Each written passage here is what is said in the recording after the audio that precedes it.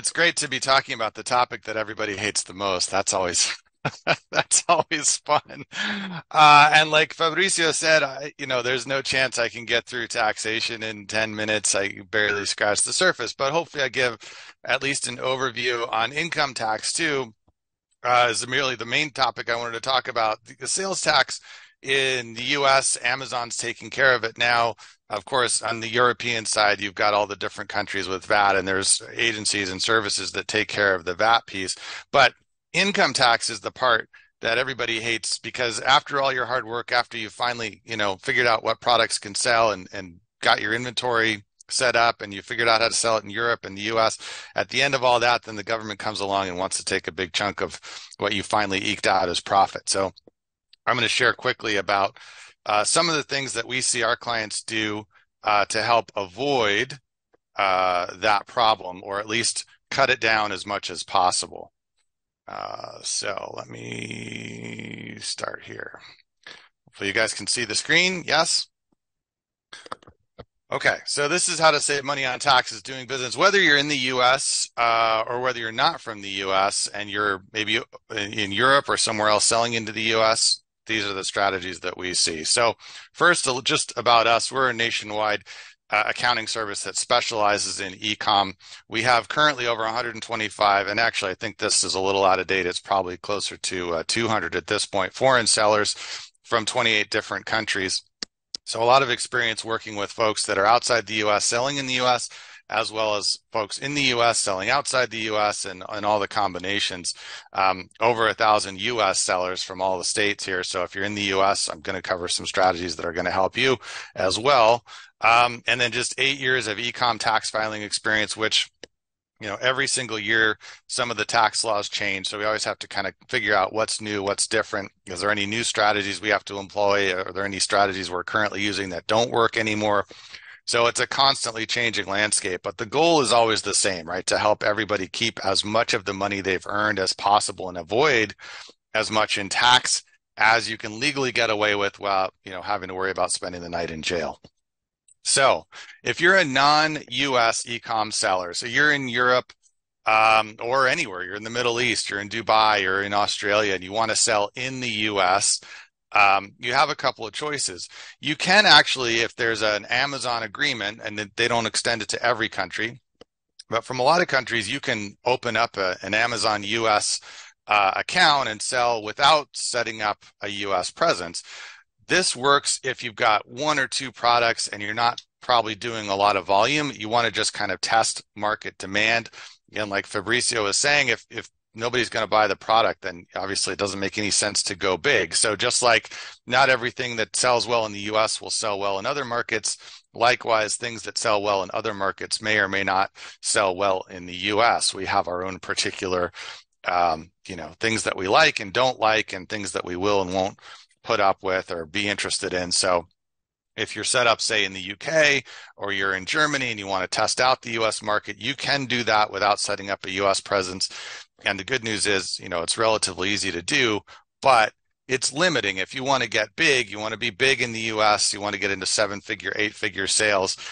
This is a tougher way to do it without being a US presence, without having that US presence. And being able to operate effectively in the US. So it's good for testing if Amazon, your country, allows you to sell into the US market without setting up here. But once you've figured out that you have something that's going to sell well, or a variety of products that'll sell well, or brands that'll sell well, you're probably really going to want to set up a US presence. The good news on doing it this way, though, is you're not going to end up having any income tax due in the US on those US sales normally. So again, there's a caveat to all this, which is normally and usually and typically, but it's always good to get direct advice on your specific situation. There may be something weird about what you're doing or where you're doing it from that would break the usual part of what I'm saying. So we always suggest, get specific advice. Don't get your tax advice off of TikTok or Instagram, right? Talk to a professional who does it for a living. But generally speaking, doing it this way, you're going to pay income tax in your home country and not in the US. Now, if you want to get set up in the US, there's really only one way to do it that works effectively, again, for most people, which is to open a single member LLC in the US. And a single is underlined because a lot of times people come to us, well, I have partners, or there's three of us or something. Regardless of how many people are working on the project or how many people own the company in the outside the US country, you really only want to open a single member LLC in the US. And that's for very specific reasons.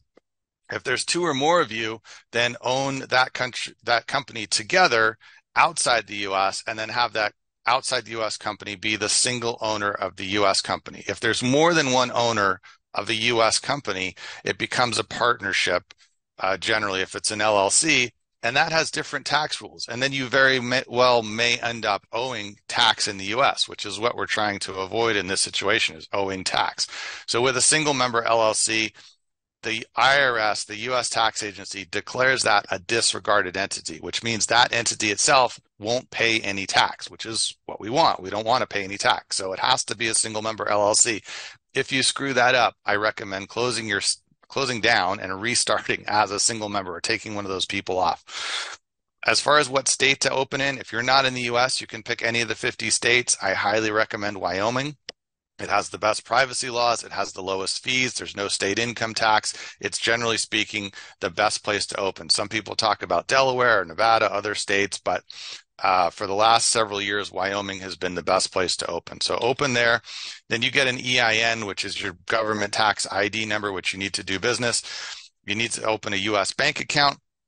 Mercury Bank is one of the very few that I'm aware of that you can open a U.S. bank account without being physically present.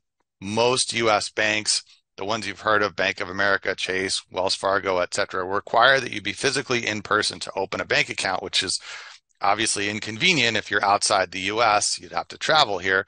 Mercury Bank doesn't have that requirement, so nearly all of our foreign sellers open a Mercury Bank account for their single member LLC in the U.S. Once you have your EIN and your paperwork from Wyoming, you can open your bank account, and at that point, you can open your Amazon Seller Central account or whatever other platforms you're going to start selling on, and you're off to the races. Now, the good news about this is you can take money out of this single member LLC one of two ways. If you're in a country with a tax treaty with the U.S., you have no problem. You can take the money out. That's not going to be taxed in the U.S. because of the tax treaty. If you're not in a country with a tax treaty with the U.S., or you want to take it out without even worrying about declaring the tax treaty rules, you can simply have your foreign company invoice the U.S. company for the cost of running that business, management fees essentially, or consulting fees, or a combination of those, and basically suck all the profits out of that U.S. entity so that there is nothing left to pay taxes on regardless. Even if you were in a country where there was no tax treaty and nominally you potentially could owe tax in the U.S., you can take it all out. This is all perfectly legal. It's all perfectly acceptable. We've been doing it for our clients for years, never had a problem, because it's not a problem. It's perfectly allowed. You're going to pay taxes in your home country, but you're not going to pay any taxes in the U.S. If you happen to be in a country where the tax rate in your home country is even higher than in the U.S., and there are a few places like that, then you can do the reverse. You can pay the taxes in the U.S., leave the money in the U.S. Eventually, though, you're going to want to take it out. So that's one of those cases where I'd say, give us a call. We can talk through where you're at, what your situation is, what your plans are, and figure out what the best move is for you. But for most people, the tax rate in the U.S. is higher than where they're at, and so moving the money to their home country is going to result in a lower income tax for them overall. And so generally speaking, by following this method, there will be no U.S. tax due. Note, though, even when there's no U.S. tax due, or even if you open that company in Wyoming and then never did anything with it, you still have to file a U.S. tax return. As soon as you open that business, every year you have to file a U.S. tax return just to say, here's what we've been doing, or even if we've been doing nothing. If you fail to file that U.S. tax return, the fine is $25,000 for each year that you're even a day late filing or you fail to file. And there's no negotiation on that. You can't appeal it. You can't ask for a lower amount. You can't say, hey, all I did was spend $100 to open that Wyoming LLC. I never did anything else. How can it be $25,000? It is. So don't get stuck in that situation. If you set up in the U.S., then remember that you've got to file a U.S. tax return, even though you don't owe any tax in the U.S. if you do it right. If you fail to be